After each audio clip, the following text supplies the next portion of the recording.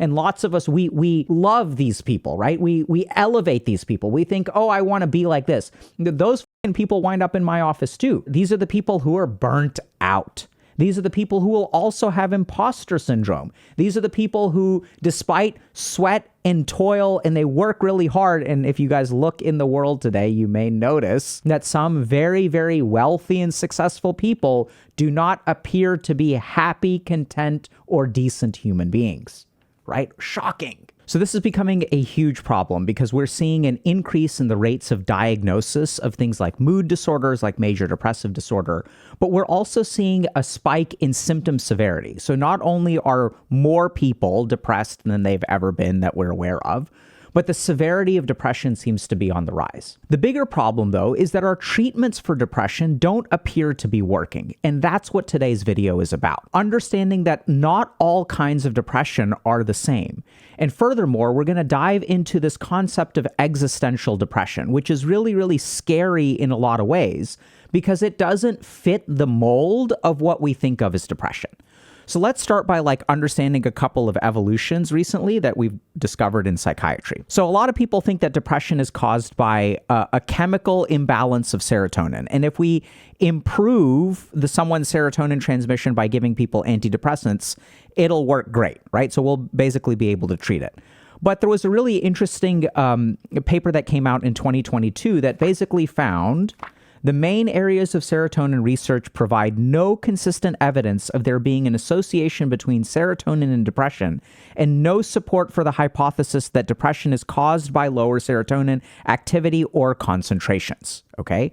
So this is still somewhat up for debate. I think that a lot of treatments involving serotonin do help people with depression. But I think that this idea that there's depression is caused by just a chemical imbalance, that if we correct the chemical imbalance, everything will be fine, that's not entirely true. So in my experience as a psychiatrist, about 1/3 of patients who are depressed will benefit substantially from an antidepressant medication. The problem is that for those other 2/3 of people, it won't help very much because the origin of their depression is a little bit different. And this is sort of where we're going to dive into existential depression. So this is what I want y'all to think about. There are 2 reasons that you could be depressed. One is that your life is pretty good, okay? But you have a cognitive distortion, or you have something like a chemical imbalance. And if you have a cognitive distortion, if your brain isn't working right, and that causes your depression, that is something that we can potentially fix with a medication to restore your serotonin levels, or we can use something like cognitive behavioral therapy to correct your cognitive distortions. There's basically a problem with the way that your brain is functioning, the way that you're seeing the world, which is why you're depressed. Things are not actually that bad. It's just your brain is messed up, so you can't see how good things are, okay? That's option number 1. And that's what a lot of our psychiatric treatment is oriented towards. But there's a second possibility, which is that the world is becoming increasingly uncertain. You genuinely look into the future and don't know what to do. You don't see a whole lot of hope. And this is not like you're hopeless because your brain is messed up. This is like a genuine, objective assessment of your future and discovering that basically things are not hopeful from a logical sense. And if you have this kind of depression, which by the way is skyrocketing, right? So we see existential depression increasing so much because the world is becoming a worse place.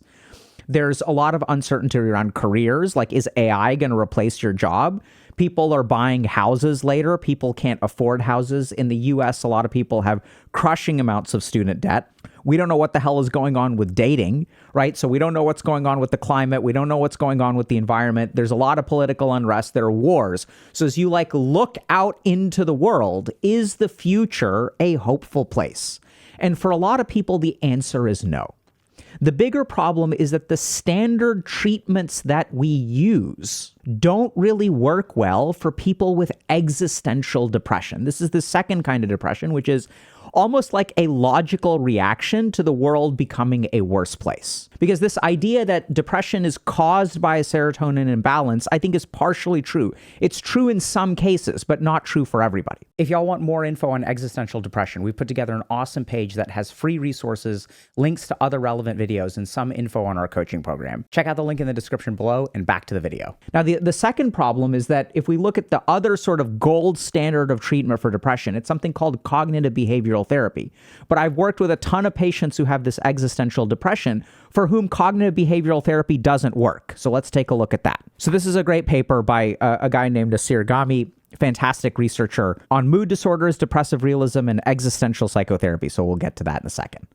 So the second gold standard of treatment for mood disorders and depression is CBT, right? So this is the cognitive behavioral model. A lot of people have heard of cognitive behavioral therapy. It holds that a major psychological mechanism behind clinical depression is the tendency of patients to distort reality through inaccurate cognitive mindsets. Okay, so basically, the idea behind CBT is that your brain or your mind's ability to see reality is distorted by cognitive bias. Things are not actually as bad as you thought they were. And if we can correct those cognitive distortions, then your depression will go away. And CBT works well for many people. But there are more and more patients who I've worked with. A lot of these people end up in my office because they're looking for a different sort of approach because CBT doesn't work for them. Their cognitive distortions, they don't have a whole lot of cognitive distortions. In fact, what is going on is actually way scarier, which is something called the depressive realism model. Many clinicians are unaware of the presence of a completely opposite of model of depression called depressive realism. What depressive realism basically shows is that those who had some depressive symptoms based on self-report rating scales were more accurate than those without depressive symptoms in correctly attributing errors to themselves as opposed to random errors beyond their control. Conversely, the normal non-depressed subjects had a sense of greater control than they actually possessed. Okay? So what does this mean? So if you look at studies, and we have a great whole video about logic and depression. If you look at studies on people who are depressed, it turns out that on the one hand, there are some people who have cognitive distortions, but on the other hand, people who are depressed are actually more accurate judges of reality than non-depressed people. The default state of existence, if you're a human, is to be cognitively biased in your own favor. This is why people do things like buy lottery tickets, right? So their ability to actually assess what their odds of winning are really, really poor. Like everyone thinks they're better than average. But there's this group of people who are depressive realists who are better, accurate judges of reality. So now here's the situation. You're depressed. Now you may be looking out into the future and there are a couple of different options. So you see the world as bleak in front of you, okay? So option number one is that you have a chemical imbalance in your brain. You can start an antidepressant, take an SSRI, boost your serotonin levels, and I'd say 1 out of 3 people benefits a lot from that, okay? Second option that you've got is you can do cognitive behavioral therapy, but maybe your brain isn't actually like messed up. Maybe you're not actually having cognitive distortions. Maybe you are an accurate judge of your bleak future, and you are depressed as a result of that. And so what we tend to see in cognitive behavioral therapy is that it doesn't work for everyone. And so if you don't have a chemical imbalance, and if you don't have a whole lot of cognitive distortions, then what do you do? This is where we enter into a discussion of existential depression. Now, today's video is going to be a little bit more detailed and a little bit more abstract, where if you have existential depression, you're probably a little bit philosophical. So hopefully you'll appreciate this, but this is actually what we really need to look at, right? So we need to take this sort of philosophical approach to understanding what is life? Who are you? How do these two things relate to each other? And once we understand how those two things connect, hopefully it will equip you for a way of like living and existing in the world that allows you to like be happier. I know it sounds kind of weird. I don't know how to say it, but like basically if you're existentially depressed, you need an existential solution. And an existential solution isn't going to come from cognitive behavioral therapy or an SSRI. It's going to come from fucking like philosophically sitting down and looking at your life and really trying to understand like what the hell is going on here. And the cool thing is if we understand a couple of principles, then we'll sort of help ourselves move in the right direction, okay? So if you fall into this third camp, this camp where you're looking into the future and things are genuinely bleak, how do we approach this? So we're going to approach it a little bit like philosophically, right? So you're existentially depressed. which means that like you're a thinker and you think about life and you think about the meaning of life and you think, oh, there's like no meaning in life, and like, fair enough. Okay. So we're going to like approach things from that angle. This isn't as simple as neurotransmitters and serotonin and things like that. But the good news is that there's been a lot of work that's a little bit older that's been done. So this is what I thought was really interesting. So in the explosion of neuroscience, we've sort of lost sight of these like big picture philosophical approaches to the meaning of life and how to exist as a human. And so it's really interesting because the more that I try to help people with existential depression, I find that some of these older approaches where human beings were grappling with this stuff in the 40s, before science was very sophisticated, there's a lot of really great stuff there. And as we dig into that stuff, hopefully it will give y'all a road forward, not just in a big picture sense, but also a couple of really specific things that you can do to sort of change your perspective on life. So let's take a look at what existential depression looks like. What is blocked or interrupted for the depressive is not the future, but contingency, spontaneity, or openness.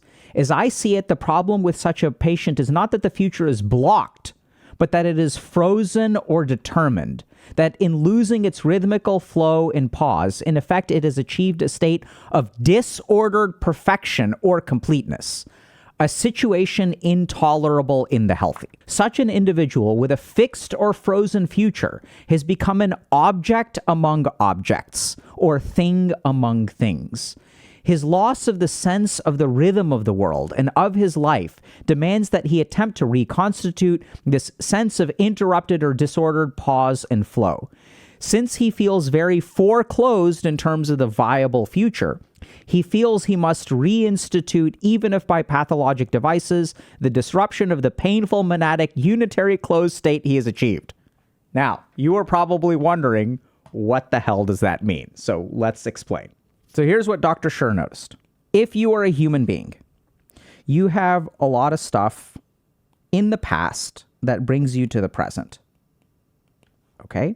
And then the future is a set of possibilities, right? So if we kind of think about like what's going to happen in the future, this thing could happen over here, or this thing could happen over here. There's all kinds of possibilities. What are you going to do with your life? Oh, I could do anything. I could study this. I could study this. I could move here. I could go over here. There's a lot of possibility in life. So what happens in existential depression is that the future becomes frozen or determined, right? It becomes a disordered perfection or completeness. So this is kind of what I see when I work with people who are depressed, right? What I sit with is someone who there's no possibility of the future. The future actually collapses down to one thing. There's no more possibility. No matter which road we start walking, we are going to end up in the same spot. There's no point in effort because the future is foreclosed. The future is predetermined. That's where the hopelessness comes from. So a good example of this is, I work with a lot of people who struggle a lot with like dating and loneliness. And there's a camp of people who call themselves forever alone. So if you think about forever alone, what does that mean? It means that no matter what you do, the future is fixed. And when the future becomes fixed like that, it induces this sense of existential depression. There's no point in life. What's the point in life if no matter what I do, everything is going to fall apart anyway? There's no point in investing in a career because my job is going to be replaced by AI. Right? So no matter what I do, I become powerless because my efforts, whether I do this on a Monday or this, whether I procrastinate on a Monday or I don't procrastinate, makes no difference. My job is going to get replaced by AI. Whether I go to the gym, whether I get my hair done, whether I work with a stylist, whether I go to this pickup artist camp, doesn't matter because I'm going to be alone no matter what happens. So there is a fixed or frozen future. And when there's a fixed or frozen future, what is the point of acting? Right? What's the point? This is why people with existential depression struggle day in and day out to find a meaning, to find a purpose, to find a point. It's like I go on existing in this world. I become an object among objects, a thing among things. Life has no zest. It has no possibility. It has no excitement. As the depressive initiates his descent to Avernus, he begins by feeling bad, that is, dysrhythmic, out of phase, and anxious. By degrees, the depressive reduces his participation function in the world of events of social, personal, and even family contacts. They start to withdraw. His future consolidates, his present constricts, and his past may not become the center of repetitious and blocked focus. As he closes linearly or frontally, he seems to open laterally. So, what does this mean? So the future is full of possibilities, right? In a normal person. But as you become depressed, right, your future consolidates. No matter what you do, you end up in the same spot. There's no point. So now, if there's no point to you doing anything, you stop moving in this direction, right? This is a forward. If we look at this as the x-axis, and this is progress. So what ends up happening with people who are existentially depressed is that they move laterally.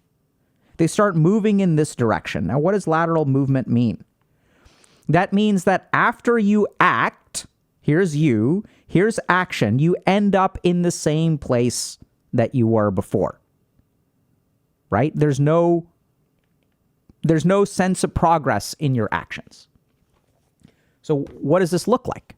Well, gee, I wonder, can y'all envision anything that a lot of people are doing in the world today that constitutes lateral movement? Can y'all envision anything that people are doing where at the end of the day, when they've spent a whole day doing this, they have not moved forward a single step in life? Wow. Yeah, that's right. It's this. It's technology, it's drugs, it's video games, it's porn, it's social media, it's doom scrolling. All of these are lateral movements, right? At the end of the day, if you spend a day, a week, or a month doing this, you have not moved forward at all. Now, a lot of people think, okay, so that's why we just need to stop. And this is where a lot of people make a huge mistake. See, stopping technology usage isn't going to work if you are trying to move laterally. You will just replace video games with something else that's useless. You'll sort of force yourself into trying to learn a new skill. Let me just try to grow by playing guitar, and then at least I'll have a skill at the end of it. But there's no actual passion or joy or anything like that in driving the guitar, so you won't stick with it. The lateral movement is a consequence of an absence of forward movement. Right? So the real thing, if you really want to give up technology, there's a bunch of research that shows this, you have to have a reason to quit. Otherwise, you'll just replace it with something else. So one other thing that I want to talk about in terms of existential depression, which is this sense of profound desperation. When I sit with my patients, I don't know if this kind of makes sense, but they're like this is sometimes where their suicidality comes in, where they're like, I don't care. I just can't live in this fucking life anymore. I just don't want, it's the same damn day over and over and over again. I've been doing this for years. I can't do this for 30 years. I can't do this for 40 years. So sometimes it manifests as suicidality, but sometimes it manifests as highly reckless behavior. I just want a YOLO. It's not that my patients are oftentimes suicidal. It's that they long for, I want to become something or nothing at all. I want to go all in on something in life. There's this fascination and love for YOLO, right? You only live once. I want to fucking live, even if it comes with negative consequences. And I think Dr. Schur described this incredibly well. The depressive desperately wishes to break the sense of hyperstructuring, the preordination toward inevitable catastrophe that gives the sense or actual loss of self. His problem is how to stop this inexorable, ineluctant flow. He feels encased in amber, and he must break out. In his lateralizing, he attempts by uncloturing, namely by breaking the rhythmic flow coherently in some magical way, unfix, defreeze his linear progression. So I know that that's quite verbose, so I'm going to try to illustrate that too, okay? So this is what happens. Here's you. And no matter what you do, you end up in the same place. So what do you need to do? You're encased in amber, right? So the main thing is you have to break out of this. You need to shatter this pattern. You need to do something drastic because right now you're not really moving anywhere. You're just lateralizing. Forward momentum ends up in somewhere that you can't really control.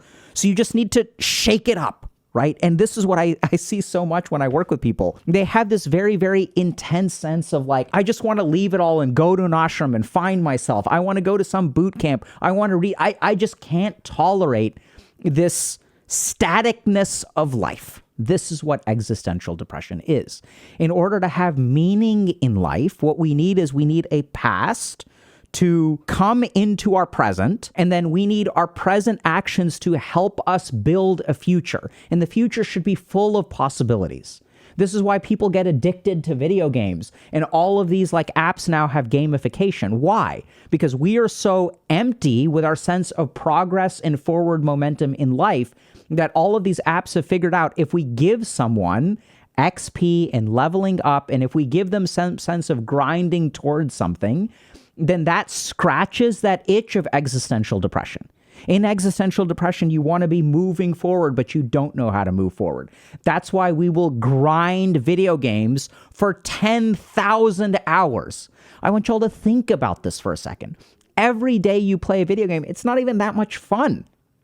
Why do you grind so hard for meaningless things? It's because you have a meaningless life and the illusion of meaning from something like a video game, and the illusion of progress. So now the question becomes, okay, if this is the case, what do we do about it, right? Because cognitive behavioral therapy may not work, antidepressants may not work. How do we tackle this problem? So the first thing I'm going to do, we're going to go back to Schur, and we're going to sort of give you all a picture of what the goal looks like. So the unself-conscious man, that is existential man, moves through the space of his world or worlds, pulled upon or altered by the tribe, blah, blah, blah.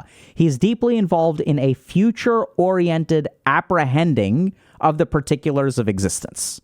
He participates, he takes in, he gives out, and in all of this, he maintains a certain pace, a certain rhythm, a certain flow. There is a flow to life, a movement to it, which is interrupted in its timing or in its direction. So this is the key thing. I know that Dr. Schur likes to use a lot of complex words, but here's the key thing. So if we look at life, life has a flow to it. It has a rhythm. It has an exchange, right? So I have good days and I have bad. Good days all the time will lead to depression. Bad days all the time will lead to depression. It is good days and bad days that make a good life. If we think about movies, what makes an exciting movie or narrative? When the good guy is just dumpstering all of the enemies with like one attack, like One Punch Man. I mean, One Punch Man is pretty good, but whatever. Most of the time, like in order for a game to be fun or a movie to be entertaining, the good guy has to lose and then he has to win at the end, right? There has to be some sense of tension. There has to be some degree of uncertainty in life. So that is what we're going to try to recreate. And now what we're going to do is understand a couple of basic patterns that allow us to recreate this kind of sinusoidal flow, this sort of, life is like oscillating, right? And this is the problem in depression, is that we feel encased in amber. So how do we create that sense of flow again? So this is where the first thing that we're going to do, it's really interesting because Schur talked about this too. So Beck mentioned that we have a relationship between three things: affect or emotions, thoughts, and actions. Okay. So as a human being, like there are three fundamental pieces of your existence. Now, what we notice about people who are existentially depressed is that there is an imbalance between these. So I'll give you all an example. So if I am a thinker, what I'll find is that I don't feel very much and I don't do very much. So this person is not going to be happy. All they do, and we have this great video on thinkers versus doers, and all they do is like think. They don't even feel very much. Maybe there's depression, maybe there's sadness, maybe there's some degree of shame or anger, but generally speaking, they're so hypercognitive. And when someone is hypercognitive, it doesn't work, right? So in order to feel the joy of life, you can't just sit there and think all the time. You got to go out and like experience things, do things, go and ask someone out on a date, go swimming at the beach. Like you have to do stuff. The other thing about life is that life requires emotion to be interesting.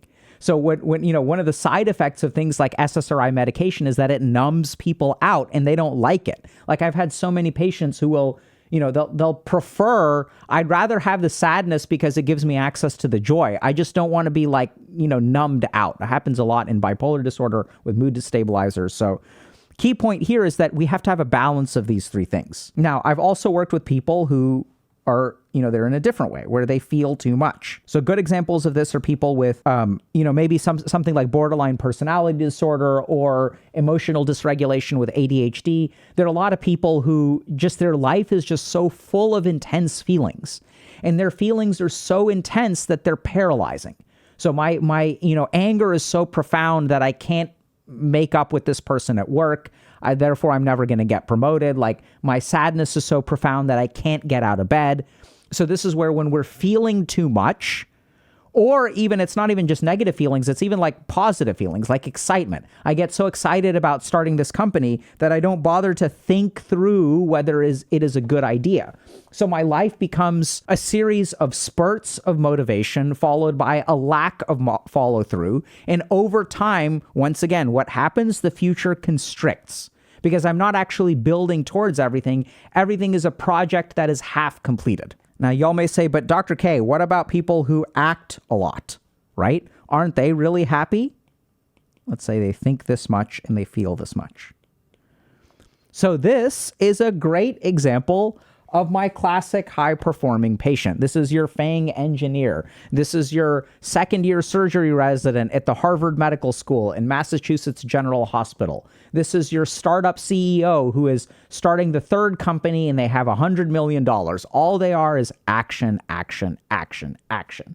And lots of us, we love these people, right? We elevate these people. We think, oh, I want to be like this. Those fucking people wind up in my office too. These are the people who are burnt out. These are the people who will also have imposter syndrome. These are the people who, despite sweat and toil, and they work really hard. And if you guys look in the world today, you may notice that some very, very wealthy and successful people do not appear to be happy, content, or decent human beings, right? Shocking. So this is where one of the key things that we have to understand is if you want to break out of existential depression, you need to have some balance between action, feeling, and thinking, okay? And I know it sounds, y'all are going to say, but how do I do that? So this is just big picture. We're going to get to little things later. So the first thing that I would say is just look at your life. Do you spend a lot of time thinking? Do you spend a lot of time feeling? Do you spend a lot of time doing? And whichever one of these is out of balance is something that you should lean into, right? So if you spend all of your time thinking, and this is where people get really paralyzed, they think, oh, like you need to do more. Now, here's the problem that happens if you're a thinker. If I tell you you need to do more, you want to find the right thing to do. What is the right thing to do? It doesn't matter. This is what we learn from these explorations of existential depression. See, what we need to do is activate your body. Like, we just need to do anything. It doesn't matter what you do. I mean, I guess it matters some, but you don't need to find the right thing. As you start acting more, there will be a genuine balancing of like the crap that is going on inside you, and things will get better. So just to give you all a simple example of this, if you are physically unhealthy and you're like, what kind of exercise should I do? The answer is, it doesn't matter. The answer is you should do some kind of exercise. Sure, there's certain ways to optimize the exercise that you do, but generally speaking, some action, any action, far outweighs, I mean, that's where the real money is. And then later on, you can refine what you do. So this is where if you're not feeling enough, what should you feel doesn't fucking matter. If you're not thinking enough, if you're just a bot who is grinding at life, you should stop and think, right? Think about your life. Think about what you're doing. Think about where you're going. It is these actions that will actually move you in the right direction. Okay, so the first is a balance between thinking, feeling, and doing. Next, there are 3 ways that human beings feel good about themselves. One is self-fulfillment. Another is satisfying others or worldly fulfillment. And the third is transcendental fulfillment. Now, what does this mean? Generally speaking, the other observation that they made is that if you sort of look at human beings, happiness in life comes from 3 things. Either I satisfy myself, or I satisfy other people, or there's some weird dimension of God and spirituality. That's basically what they found, right? So I want y'all to think about this balance. So I've worked with a ton of people who are depressed because they spend their whole life making the rest of the world happy. They achieve things, they accomplish things, they do, they're the perfect husband, the perfect wife, the perfect boyfriend, the perfect girlfriend, the perfect son, the perfect daughter, the perfect employee, the perfect boss. All of their identity is invested in making the rest of the world happy. This is going to lead to existential depression because you're sort of sitting there, you're living your whole life for the sake of other people. You wake up one day and you're 40. This is where a midlife crisis comes from. What the hell am I doing on this planet? I've done everything that I'm supposed to do. I've made everyone happy. I got promoted. I accomplished a lot, but I wake up and I'm unhappy. The second version is the person who is prioritizing self-fulfillment. They're very selfish, or they just spend all their time playing video games, getting high, whatever. They're engaged in a lot of lateral movement, right? They're not fulfilling any of their worldly responsibilities, so they're not respected. They're not accomplished. They don't get positive feedback from the world, right? This leads to existential depression as well. And the third dimension is a little bit trickier. We're not going to talk too much about that today. And we talk a bunch about spirituality on the channel. But the third thing that they sort of acknowledged, right? So these people who were focused on existential depression was that, there's a third category of like something about meaning comes from a dimension that is not you and not the outside world. They just acknowledge that these two dimensions seem to be insufficient to describe the total amount of meaning. And so what they observed, I'm not saying I think it's right. So not that God is real or anything like that, but what they observed is that some human beings derive meaning or purpose from like a religious perspective or a spiritual perspective, right? Some people, it's like, I'm going to do right by my family. I'm going to have some fun, and I'm going to like live a pious and not sinful life. And that will give I'm striving for heaven, and it gives their life purpose. This is just an observation. It's not saying that it's right or wrong, but I think what is indisputable, or maybe I'm sure it's disputable, but what I think is a fair observation is that a lot of human beings in the history of humanity have derived some sense of meaning and direction from a religious or a spiritual pursuit.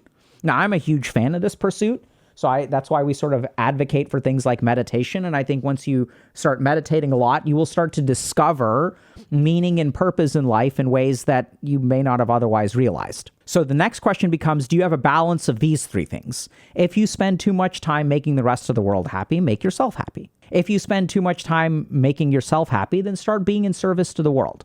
So there's a couple of fascinating studies on depression that show that, when we're depressed, we sort of get help from other people. But one of the best treatments or one of the best ways to improve your depression is to actually be of service to other people. When you do something kind for other human beings, when you start volunteering and taking care of animals, it helps your depression immensely.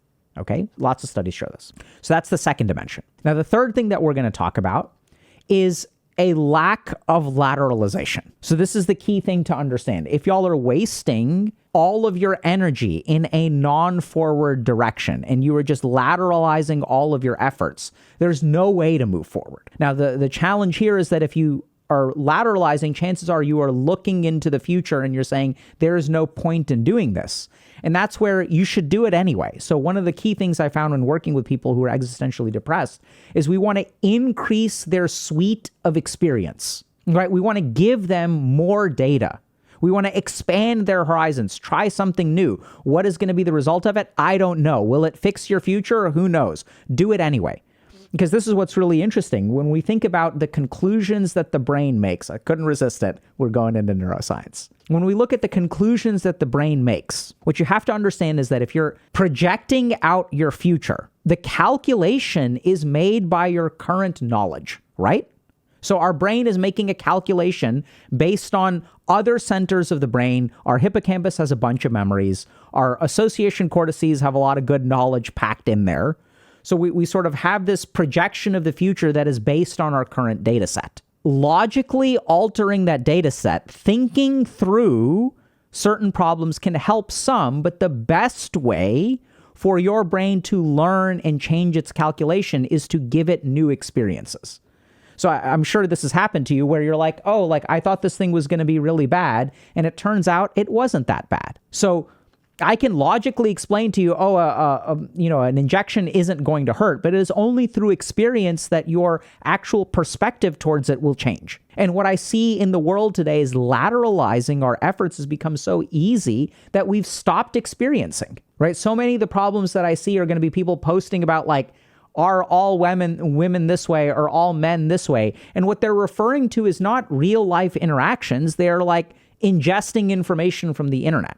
So we need to really reduce our lateral movements, right? So think about all the things that you do over the course of a day that will lead to nothing. And instead shift your work towards anything that leads to anywhere and experience more. There are 2 or 3 other simple techniques that we can talk about, because y'all may be listening to this and be like, oh, is this really going to change things? It really is.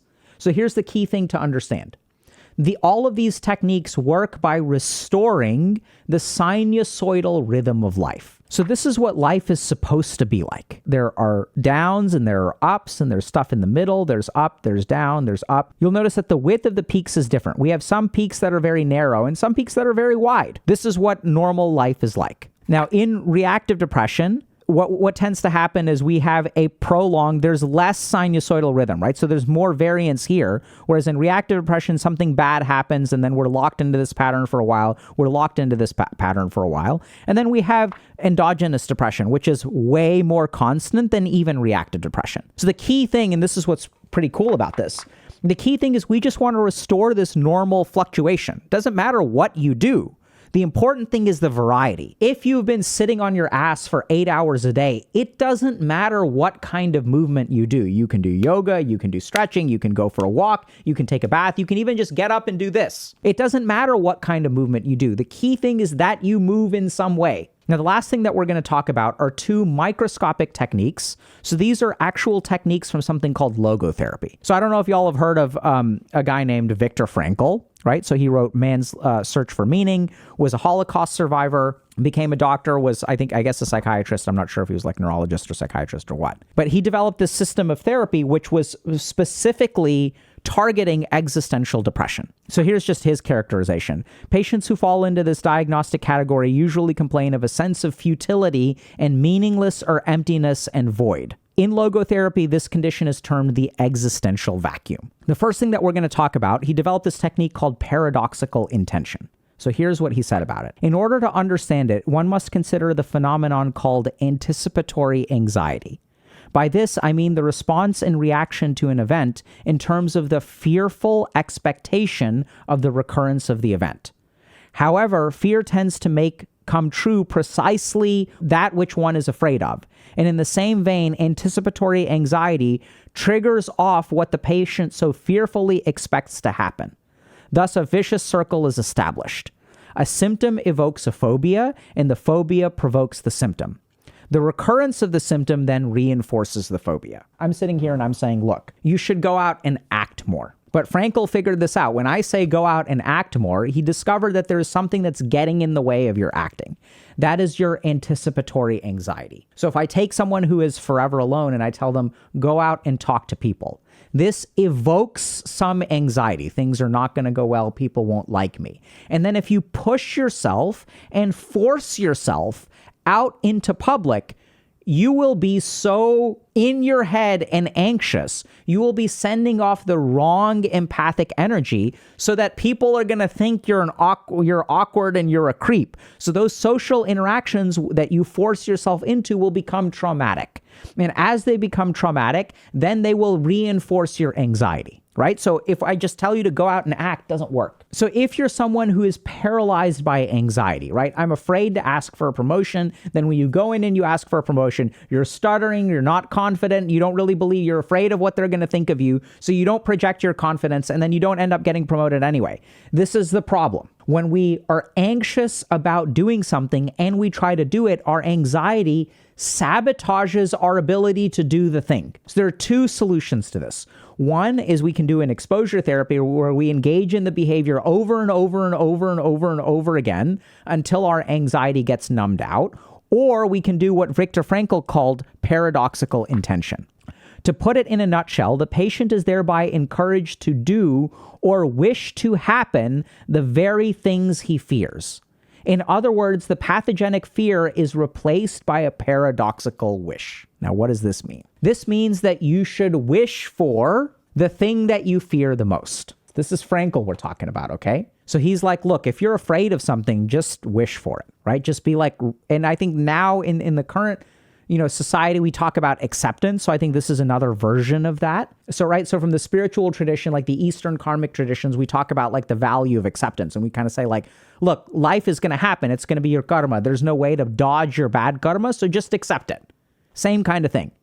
The key thing here is that what we're trying to do is disable the anxiety, right? So if I am thinking about asking someone out on a date or socializing, if I go into it and saying, look, I'm going to go into this social situation, I'm going to feel anxious, it's going to be terrible. So be it. Bring it on, right? Just because life sucks doesn't mean I'm going to retreat from it. Let it happen. Like, do your worst, bitch. Let's go. And this is the key thing that Frankl discovered, is that the attitude that we embody when we approach the difficulties of life will ultimately determine how we live our life. So if you adopt this attitude of, okay, I'm going to ask this person out on a date, they're going to reject me, it's going to hurt. Bring it on. So be it. But fuck me, I'm not going to live encased in amber anymore. Like, even if things go bad, so be it. I'm going to start living and I'm going to shoot my shot and I'm going to start taking chances in life. If the worst happens, let the worst happen. So be it. Now, this is the cool thing. When we adopt paradoxical intention, and there's a lot of studies on acceptance that show basically the same thing, it actually improves our chances, right? So like, now what we've done is we've disabled the anxiety, and it's the anxiety itself that is really sabotaging the outcome. So when we have this bring it on kind of attitude, it really helps us to disable that anxiety. May not work right away, but as you practice it, your brain will get better at it, and then you'll be able to take chances in life, and then something cool will happen. Things will start to go your way, right? You won't be quite as anxious. You ask someone out, turns out they're crushing on you too. They say, yes, let's give it a shot. And now someone has said yes. Now your life is completely different. Now you're living life. Now life becomes sinusoidal. Now life has ups. They said yes. And we went on 2 dates. They said, hey, they don't really see me romantically. And it has a down. So now the question becomes, are you going to be anxious and paralyzed? Or are you going to live life again? Oh, another down, and then an up. And then you end up dating someone for like a year. We've seen these kinds of progress in our community. People post about it all the time. It does work. I've seen it in my patients. So that is paradoxical intention. Bring it on. The second technique that we're going to talk about is called dereflection. So Frankl noticed that when he worked with people who are existentially depressed, they tend to be hyper-focused on a particular problem and its implications. So let's say that someone gets dumped or someone fails a test. We tend to focus fully on this thing. Our eyes kind of tunnel down into this thing and the impact in our lives. Now that I failed this test, I'm not going to get a 4.0 GPA. If I won't get a 4.0 GPA, I won't get into college. If I don't get in or med school, if I don't get into med school, then I won't make my parents proud and I won't ever get married. And like all these things happen, right? So we look at this one thing in life, whether we get dumped or we get a bad grade or whatever, we become hyper focused on it. So instead, what dereflection is taking a step back and looking at how even this setback, which existential psychotherapy does a great job of this. Existential psychotherapy says that life is full of suffering, right? So suffering, there's some amount of unavoidable suffering. Buddha said the same thing. The key thing is how we respond to it. So when we have these setbacks, what dereflection encourages us to do is pivot towards something called a transcendental value. So pivot towards something that matters to you that is greater than this problem. So I'll give you all a couple of examples of how I do this with patients. So let's say you fail a class, okay? And now you're catastrophizing. So when I work with people, what I'll do is I'll ask them, okay, like, so sure you failed, but let's think about this for a second. How useful do you think it is to be someone who is capable of bouncing back from failure? Is that important to you? Is picking yourself up when you face the setback an important thing for you in life? Would you want to acquire that skill, right? And so now what we're doing is we're taking this setback, which is absolutely a setback, and we're sort of recognizing that, okay, this is a chance for me to level up my damage control skills. This is a chance for me to acknowledge that even though I got dumped by this person, that I want to be someone who is capable of being dumped and still living a good life, putting myself out there, meeting someone else, In the grand scheme of things, there is something that is more important to me than this particular thing. So this requires some work, right? For you to really sit down and think about what are your transcendental values? What are the things that you want to become? And for the setbacks in life, what you want to do with Dereflection is think about the setback and think about how can you turn this lemon into lemonade, right? How can I take this negative thing that has happened to me and turn it into something that I care about and is positive in life? This is where the thinking comes in. So I do this all the time, right? So I failed out of college basically and ended up being a Harvard-trained psychiatrist, and that's become an important part of my story. I went through this process myself in terms of growth, and it's been awesome. Now I feel like I have meaning and purpose, and y'all should do it too. It doesn't mean that I'm magical or I'm special or I'm unique in some way. It just means that I sort of went through more of an Eastern path, but Frankl literally laid this stuff out. So not only did I go through this stuff, what I saw as a psychiatrist in 2018 was that this kind of problem is increasing. People are struggling to find meaning in life. This is one of the reasons that, I had a choice between opening a clinic or developing a coaching program. Reason I chose the coaching program, so in our pilot study of our coaching program, 1,493 people, maybe 39, I could be a little bit off. That was our pilot study on almost 1,500 people. We found a 58% increase in purpose and direction in life. This is the variable that we were going for, right? We want to help people find their meaning and their direction. So our pilot study was also looking at unhealthy technology use. And what we found is that it improved depression and anxiety by 20 to 30%, but that's not what we were trying to do. We developed a program to help people find meaning and direction in life. And once you have meaning and direction in life, the technology use and the lateralizing behavior goes down on its own. So in today's video, we've equipped you with some of the big picture concepts, a balance between actions, thoughts, and feelings, a sinusoidal rhythm in life, dereflection, paradoxical intention, right? This is how to solve existential depression, or this is what the data suggest, or these are what some of these people suggest, right? That's what works. I've seen it as a clinician. Hopefully it'll work for you. Other thing is that y'all can absolutely work with our coaches. That's why we developed this, right? So the coaching program was developed because I saw that there are certain problems that are called these transdiagnostic factors, like perfectionism, right? Ego, identity issues, purpose, meaning. These are things that as psychiatrists, there's no medication for that. That's not what our training is in. Our training is not about building purpose. It is about healing pathology. So if y'all are struggling with that and you really want someone to help you through that, so you've made significant progress in 8 to 12 weeks, definitely check it out.